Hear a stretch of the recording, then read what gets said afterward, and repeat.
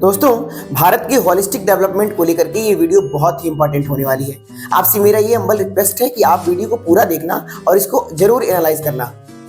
As opposition एक party बहुत ही trend में आती हुई दिखाई दे रही है। हालांकि ये पार्टी अभी सोशल मीडिया तक ही सीमित है, इसके लिए कुछ कहा नहीं जा सकता, लेकिन ये किस तरीके से जेनजीज को भड़का रही है, किस तरीके से उनके ब्रेन वॉश करने का प्रयास कर रही है और रियल में ये लोग कौन है और क्या करना चाहते हैं, इनकी सच्चाई क्या है, सर के द्वारा आप इस वीडियो को जरूर देखिए।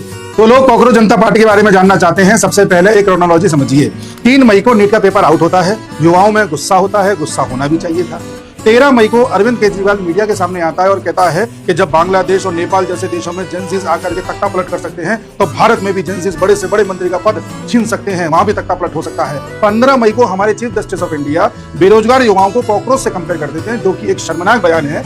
और इसके बाद 16 मई को एक इंस्टाग्राम पेज बनता है कॉकरोच जनता पार्टी के नाम से। कायदे से ये बना था सीजीआई के बयान के खिलाफ, लेकिन विद द टाइम इसे बीजेपी के खिलाफ तैयार कर दिया जाता है और सरकार के खिलाफ युवाओं को खड़ा करने का एक कार्यक्रम चलाया जाता है।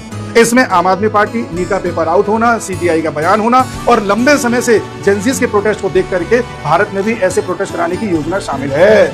यानी कि ये ऑर्गेनिक नहीं है, सोची समझी साजिश है। इस पेज को चलाने वाले कई लोग हैं, जिनका एक एक करके मैं खुलासा करता हूँ, ध्यान से सुनना। इस पेज को देखा जाए तो आम आदमी पार्टी का ही दूसरा पेज कह सकते हैं। इस पेज को चलाने वाला पहला व्यक्ति है अभिजीत दीपके, ये यूएस से इस पेज को चला रहा है। दूसरा व्यक्ति जो जुड़ा हुआ है वो है अर्पित शर्मा, आम आदमी पार्टी का है, आम आदमी पार्टी का ये भी रहा है। और तीसरा व्यक्ति जिसका डायरेक्टली हाथ नहीं है, इसको फॉलो किया जा रहा था, इसने दूसरा पेज बना रखा है, इसका नाम है नबील शेख।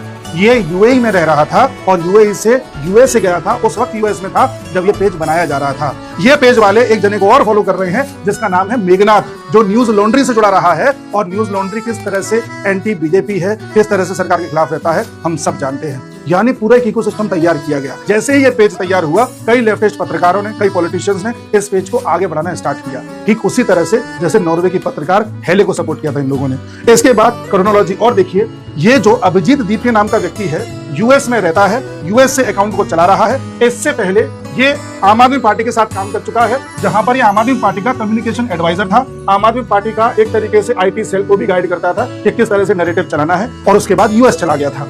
इसके बाद इसी अभिजीत दीपके पर 2019 में एक एफआईआर भी हुई थी, क्योंकि ये एक फॉल्स न्यूज फैला रहा था, जिससे कश्मीर में हुर्रियत जैसा सेपरेटिज्म दोबारा से जन्म ले सके।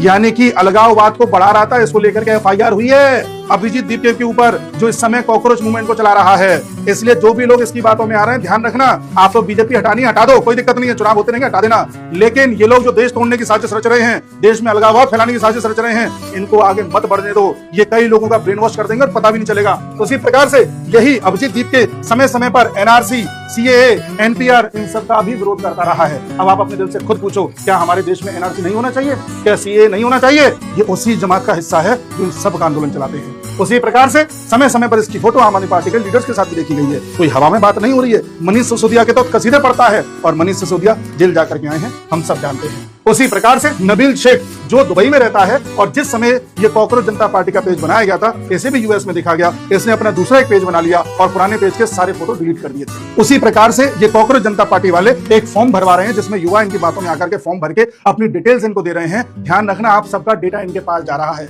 इस डेटा का इस्तेमाल किया जाता है आपका ब्रेन वॉश करने के लिए, आपको मैनिपुलेट करने के लिए। और आने वाले समय में पंजाब में इलेक्शन होने वाले हैं और वहां इस डेटा का बहुत बड़ा काम लिया जाएगा। जब सरकार कोई नियम लेकर के आती है और आपसे डेटा मांगती है, तब तो आपको लगता है कि आपकी प्राइवेसी ब्रीच हो रही है, और यहाँ आप खुलेआम अपना डेटा किसी को दिए जा रहे हो। सोचो ये आपके साथ कितना बड़ा खिलवाड़ करेंगे। साथ ही ये अर्पित शर्मा समय समय पर भारत के जेनजीज को भड़काने का प्रयास करता रहा है। और अर्पित शर्मा के जो पिताजी हैं, वो किस तरह से आम आदमी पार्टी के सदस्य हैं, आपके सामने तस्वीर में जाहिर है। और ये अर्पित शर्मा एक टाइम पर कह रहा था कि नेपाल के यूथ ने कर दिया, अब इंडिया की बारी है।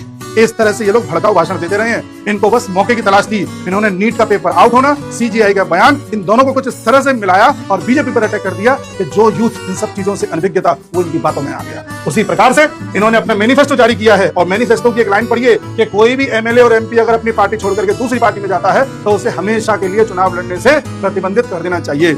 निशाना राघव चड्ढा पर। आम आदमी पार्टी किस तरह से अपनी मैनिफेस्टो के जरिए जो कॉकरोच जनता पार्टी बना करके पेश कर रही है, किस तरह से लोगों को साध रही है। साथ में इन्होंने मैनिफेस्टो में यह भी कहा है कि बंगाल को मणिपुर नहीं बनने देंगे, बंगाल में जो हो रहा है वो ठीक नहीं है। मतलब जो अभी तक टीएमसी कर रही थी वो ठीक था, बीजेपी ने आकर के जो दवाई छिड़कना स्टार्ट किया है वो इन्हें बुरा लग रहा है, इनकी मंशा जाहिर है। इसीलिए ब्रेन वॉश होने से बचें। मैंने हर चीज विद प्रूफ शो करी है। अगर आपके पास प्रूफ है कि मैं गलत हूं तो कमेंट सेक्शन में पेश करिए, अन्यथा इन लोगों से बचाइए हमारे देश को, ये कभी भी देश में आग लगा सकते हैं।